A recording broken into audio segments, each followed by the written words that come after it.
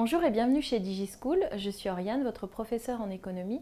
Nous allons aborder aujourd'hui les enjeux et les limites de l'économie sociale et solidaire.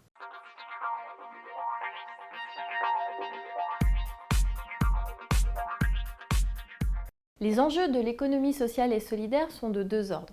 Tout d'abord sa légitimité, et puis également sa nécessité, son besoin d'être réformé et consolidé.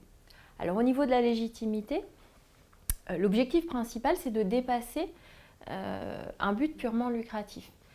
Donc l'économie sociale et solidaire n'est pas fondée sur la production de richesse telle qu'on la conçoit classiquement, qui est matérialisée par le produit intérieur brut. L'économie sociale et solidaire est aussi une nouvelle source d'emploi et de création de valeur qui est fondée sur une croissance, mais une croissance différente, une croissance responsable et solidaire. C'est une économie finalement où la satisfaction des besoins doit l'emporter sur la maximisation des profits.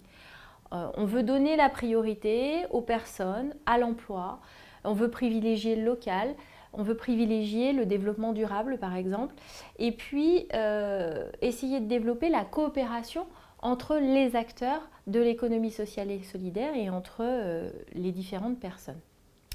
Le but également, c'est de combler l'aspiration des jeunes et des moins jeunes d'ailleurs à exercer une activité qui va être porteuse de sens, porteuse d'autres valeurs que la simple création du profit.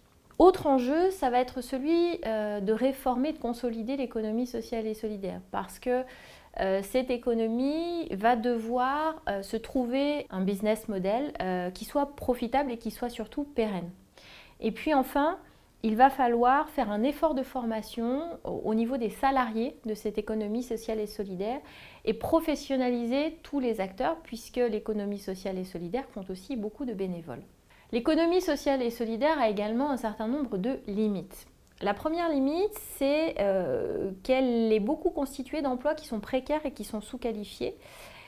Et ça va ensemble avec des salaires qui sont parfois bas et des temps partiels qui sont subis. Alors, si on prend des exemples, prenons l'exemple du travail à domicile, qui est un secteur de l'économie sociale et solidaire, eh bien, ce sont des emplois qui sont souvent peu ou mal rémunérés, souvent des temps partiels, et qui demandent parfois de travailler soit tôt le matin, soit tard le soir, soit le week-end. Prenons également le secteur de l'animation, qui est également un secteur de l'économie sociale et solidaire. Ce sont souvent des activités qui sont saisonnières avec des temps partiels qui sont mal rémunérés.